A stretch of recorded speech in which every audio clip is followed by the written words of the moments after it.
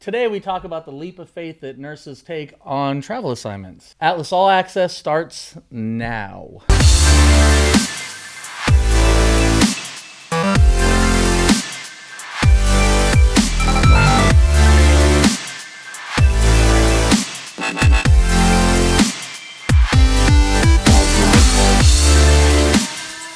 I guess we're starting, right? Is this how he does it?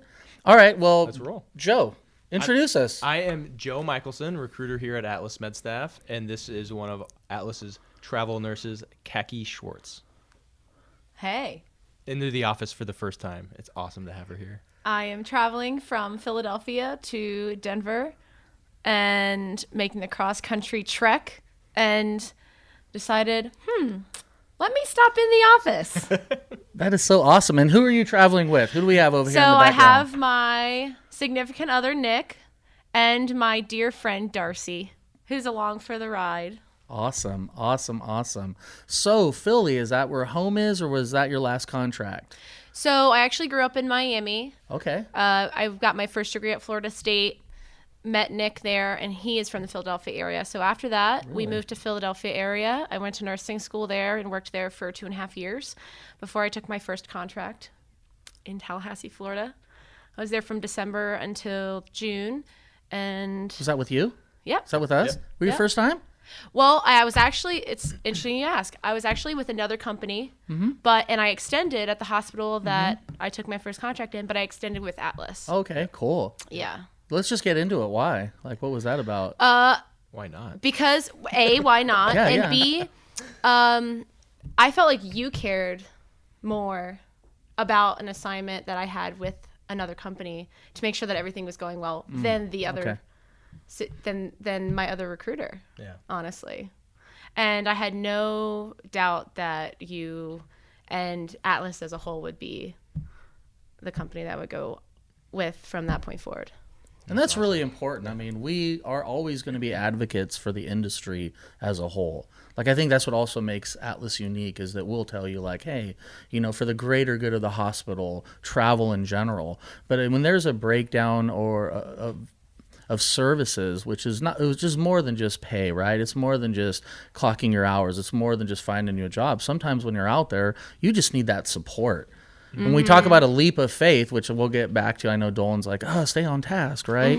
But really, it takes a tremendous amount of faith and courage to, you know, make that travel. And I'll try and lob some so you can, you know, hit them. But, you know, it's just, that's something that's so important that, you know, that's a big deal when you take a contract. We obviously never want to encourage travelers to just ditch someone because of whatever reason, but it's important if you don't feel like the service is there, or if you feel isolated on an island. It's already hard enough to just go to a different region, start up with another hospital, find out all the nuances that they have. And, you know, I always hear from first-time travelers like, oh, this isn't how we did it in my X amount of years of experience. So kind of talk to me about, did you think about that when you're ready to get on the road and travel, or why did you do it? What's motivating you?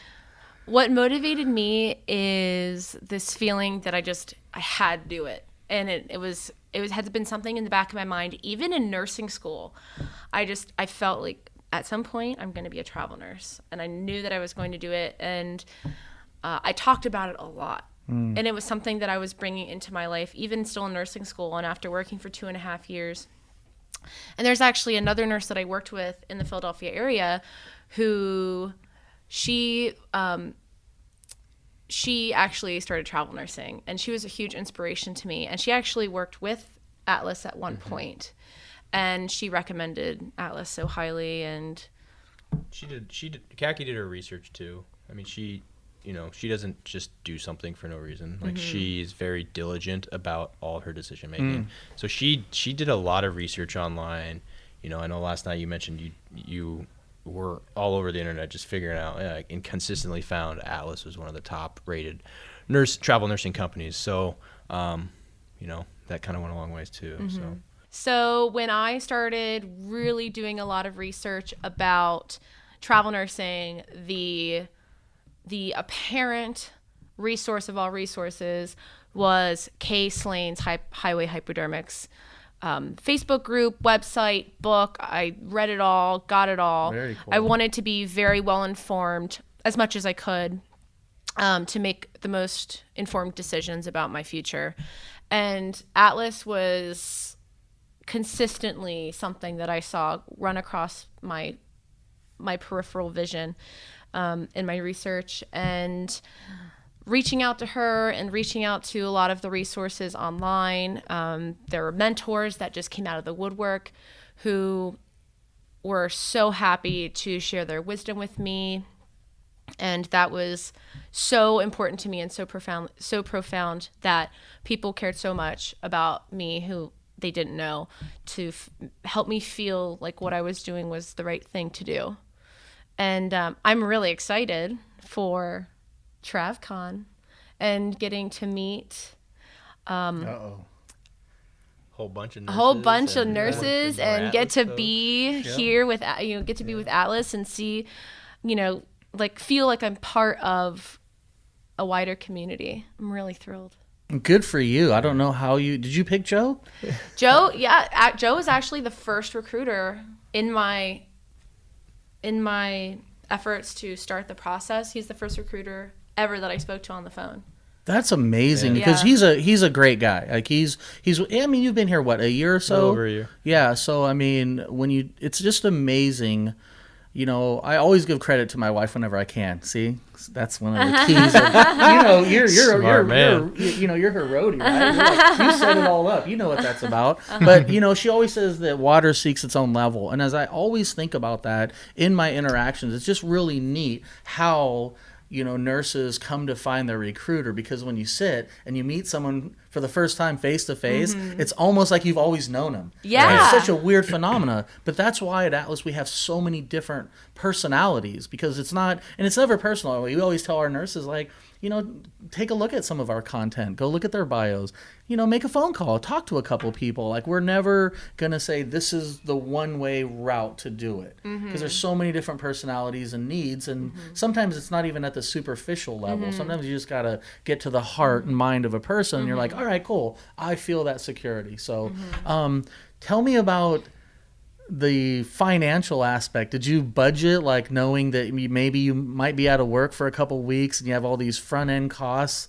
Like, did you get a new vehicle? I mean, kind of let us know. How'd you do it? So financially, I knew, I did the best I could to save as much as I could to offset those initial costs and be responsible, and just to, be responsible and know that if something happened that I could take care of myself, and because, life throws things at you and things happen, and to be able to have the security of knowing that, okay, thank goodness I'm in a spot where I can be between contracts or employment, and know that as a nurse I'll always have an opportunity for employment, but to give me the opportunity to just feel confident that if something happened that I would be able to protect myself. Yeah, talk to me a little bit about that. It takes a risk. We're talking about that leap of faith. Like, you can't always plan, like you said, you get curveballs. How did you process that? Like, look, no matter what happens, I'm going to be okay.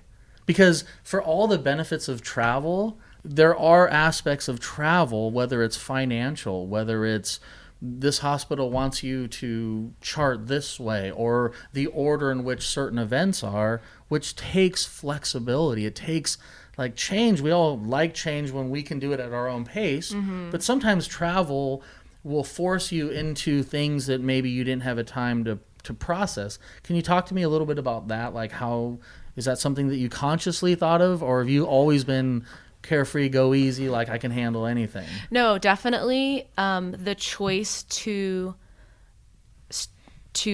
go on this adventure and go on this journey was to challenge myself in that way. It was a very conscious decision of, I need to get outside of my comfort zone. I need to challenge myself. I need to learn and grow and expand. It was definitely a conscious decision. Man, that's 100%. awesome. Because I knew that those fears were the barrier between me and achieving what I wanted. That's solid. That's like that saying, life begins at the end of your comfort zone. Yeah. That's pretty. That's pretty heavy for, a Friday. Rolling through I-80, thinking about breakfast, How has it been having support and friends? I mean, obviously jumping in a car and road tripping. I mean, who doesn't love a road trip? Oh my gosh. Right. You know what I mean? Friends. Like, it's a pain in the ass, like, when things go wrong, but those are the things you end up talking about. Like, remember we actually survived that? Oh and my gosh. still care about each other? Yeah, no, I feel so supported, and from everyone that I love and care about in my life has been nothing but supportive to me in this journey. My family, my friends, they have all been so excited for me to take this leap of faith, and the only person doubting me was myself. And so I really draw on that community and support to get through those challenging moments of is this the right decision? Is the right thing to do? When I have everyone in my circle and my group uplifting me and supporting me, I'm like, wait, no, I can do this. I got this. Yeah. By the way, come over here on the camera. Let's show that shirt really quick. Come on, man. I'm thinking I'm a Disney guy, like Emperor's New Groove, like cartoon-wise. Yeah, like, very cool. Like Hercules. Really cool. Yeah, like exactly. Hercules, That's and they're about to get animated and play chess. Girl, we're here. We're in the spirit world. We got it. That's exactly right. Great minds think alike. So, I mean, and I know she didn't want to be on camera, so I wasn't going to do it because I asked. Because, and the segue to that is the support. All right, you can get out of here now. Go man the camera again. You immediately made me suck in my gut now. Like, what are all the tricks to show that I'm not as fat as I am actually really fat? So, no, but, the thing that you said as far as support. Now, when we talk about a leap of faith, let's talk about all those nurses out there that maybe don't have as much support. And are like, we all, sometimes family can be a charged, I think the kids are saying triggered, right? Triggered. Like, oh, you're triggered, bro. But sometimes those things are real though. And so I think what Rich has done, and I think Steve, especially within our organization, is that whole idea of family. What does that mean? It's not always blood. Sometimes our families are our biggest critics and actually a hindrance, right? And there's a whole psychological, that's its own episode of, but creating community within the Atlas walls is so important. That's what sometimes stymies us, because it's so painful, because you can't say it's not personal. Right. It's very personal. You can't do this job. Like, Joe is a grinder. Like, you hear that it's not a recruiting staffing. Like, the grind is real for whatever industry that you're on.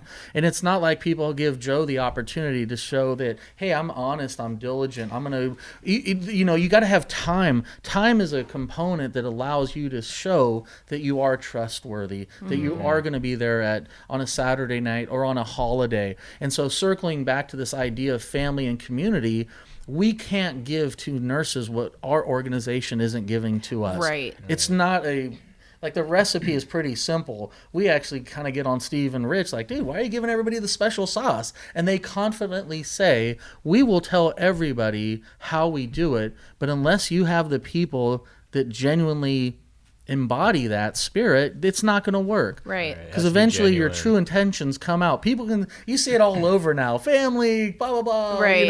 Our tagline, Right. But it's true because we live it out. And so for those nurses that may not have the best family support, that you guys may not have somebody that wants to roll cross country and it's like you're like living on ketchup packets and you're and like, coffee. You're taking those napkins like a stack of them. You have like one bean burrito, but for some reason you have a stack of napkins. Totally get it. But like there is community for you out there. When you take that leap of faith, that's why we try so hard to meet our nurses. We encourage our nurses to meet each other, because then it gets to be just this one, dare I say, hippie vibe. Like, I'm going to go to San Diego and I know someone. Now when I know about Philly, if I ever get there, I'm going to check to see if you guys are there. And that's how it works. We travel to each other's homes. We have remote recruiters in Florida, and it's like, they're like, come on down. So, it's just important that when people are contemplating it, be open. understand that you're going to have to be vulnerable. No one likes to say that word, but there's nothing wrong with being vulnerable. Right. That doesn't mean you're weak. It just means Right. that I'm going to figure it out, and hopefully opening somebody's yourself up. going to be there and recognize somebody taking risk and knowing that we all need somebody to help us at certain times. Absolutely. And that if you don't have it in family or significant other or close friends, there's other nurses. And the thing that's so awesome about the nursing is you got to have love for people. So it's ironic that some nurses feel so isolated. It's like these people aren't doing it for the money. At the end of the day, if it was all about the money, other people would just be doing it for the money. Right. So talk to me about your vehicle. Like what kind of ride are you rolling across country in? Oh, so I'm in a 2014 Ford Escape, which has a soft bag roof rack and a ratchet strap. And I got a bike rack with my bike on the back, and my cat is in a crate, and we're just going. Okay, we need to end this. She has a cat. Oh, It's in the hot car. yeah. No. No, he's in the Kidding, hotel he's in right the now. Yeah, no, I'm cool with whatever. Birds, cats, whatever. Like, yeah. Well, thanks was for awesome. stopping by and bringing your peeps, and just welcome. And Thank you. Joe's a great guy, and I'm really excited to, as long as you travel, maybe we keep coming back to this and hitting on it. So thanks again, and Joe, keep doing what you're doing. And Thank you. Thank you, Kacki. Yeah. Thank you guys Absolute for giving me pleasure the to work with, opportunity. so.